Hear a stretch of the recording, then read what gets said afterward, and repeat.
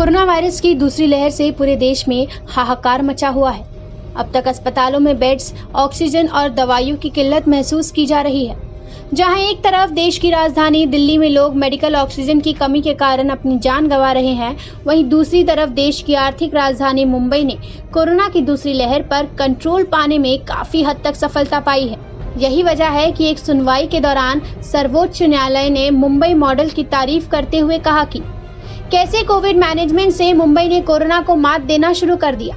वहीं प्रधानमंत्री मोदी ने भी महाराष्ट्र के मुख्यमंत्री उद्धव ठाकरे से भी फोन पर बातचीत के दौरान कोरोना के संक्रमण को फैलने से रोकने वाले मुंबई मॉडल की प्रशंसा की थी।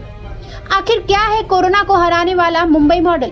आखिर मुंबई की बृहन्मुंबई महानगर पालिका यानी बीएमसी ने ऐसा क्या किया कि कोरोना की दूसरी लहर लगातार मुंबई में कमजोर पड़ती गई? आज इसी मुंबई मॉडल के बारे में आपको हम विस्तार से जानकारी देंगे। अप्रैल महीने की शुरुआत में मुंबई देश में सबसे अधिक कोरोना ग्रस्त शहरों की सूची में टॉप पर था, लेकिन मुंबई की स्थिति को बीएमसी द्वारा बड़ी तेजी से कंट्रोल कर लिया गया।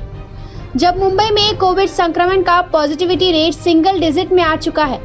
अप्रैल की शुरुआत में जहां मुंबई में कोरोना मामलों का आंकड़ा 12,000 तक पहुंच गया था, वहीं अब आंकड़ा गिरकर 1,500 तक पहुंच चुका है। जब कोविड की दूसरी लहर की पीक आने की बात एक्सपर्ट्स द्वारा की जा रही थी, तब मुंबई की महानगर पालिका यानी बीएमसी ने बेहतरीन कोविड मैनेजमेंट की मदद से शहर में कोरोना के आंकड़ों को काफी हद तक कम कर पूरी दुनिया के सामने एक मिसाल पेश की है।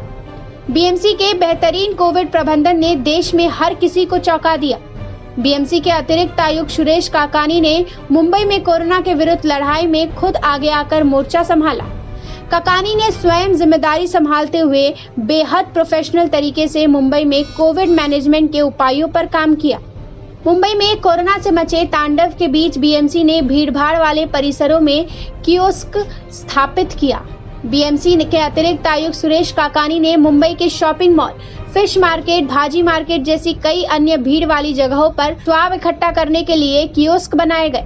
बाजारों में सामान खरीदे जाने वाले लोग की रैपिड एंटीजन टेस्ट की जगह बनाई गई। जब तक कोई बाजार में खरीदारी करता, तब तक उसकी एंटीजन टेस्ट की रिपोर्ट आ जाती।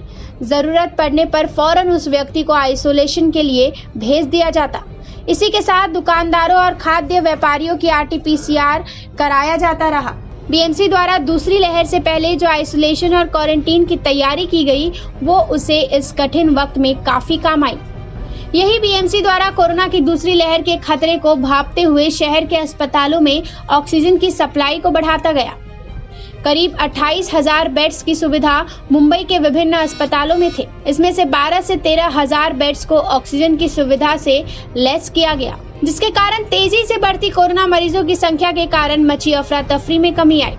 सुरेश काकानी ने आगे बताया कि पहले हर जगह जो ऑक्सीजन सिलेंडर लगे थे वो सामान्य थे, लेकिन बाद में इसको जंबो सिलेंडर से बदल दिया गया। जंबो सिलेंडर्स की क्षमता आम सिलेंडर्स की तुलना में 10 गुना ज्यादा होने से बहुत ज्यादा राहत मिली।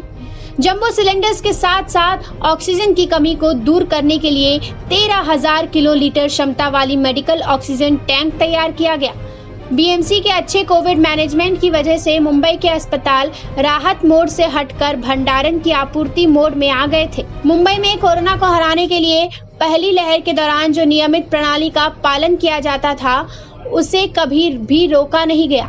घर घर जाकर स्वरक्षण कैंप लगाना, इन्फ्लुएंजा जैसे या कोविड लक्षणों की पहचान के लिए निजी तौर पर प्रैक्टिस करने वालों के साथ रखा गया था। इसका फायदा यह हुआ कि एक डेटाबेस तैयार होने में मदद मिली। बीएमसी द्वारा एक वॉर रूम भी स्थापित किया गया। हर एक वॉर रूम पर निश्चित एरिया की जिम्मेदारी दी गई।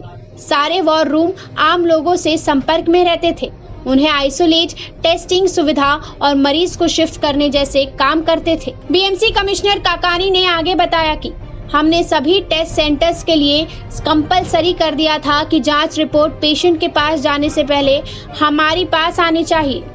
इसका फायदा यह हुआ कि वॉर रूम को जानकारी मिलते ही मरीज को सहायता पहुंच जाती थी। मरीजों का रिकॉर्ड रहने से आइसोलेशन के बाद मरीज की समय समय पर जांच सुविधाएं और आवश्यकता पड़ने पर हॉस्पिटल समय से ले जाने की व्यवस्था होती गई।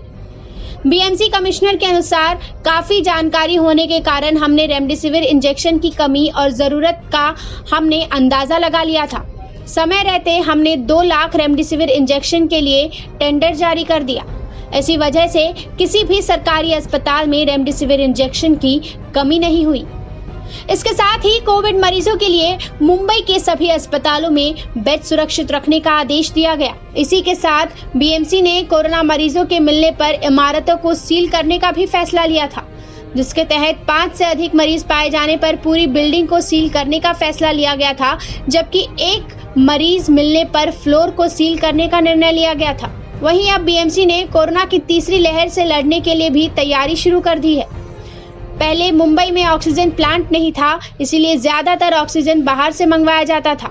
अब ऑक्सीजन की कमी को दूर करने के लिए मुंबई के 12 अस्पतालों में 16 ऑक्सीजन प्लांट लगाने की तैयारी है।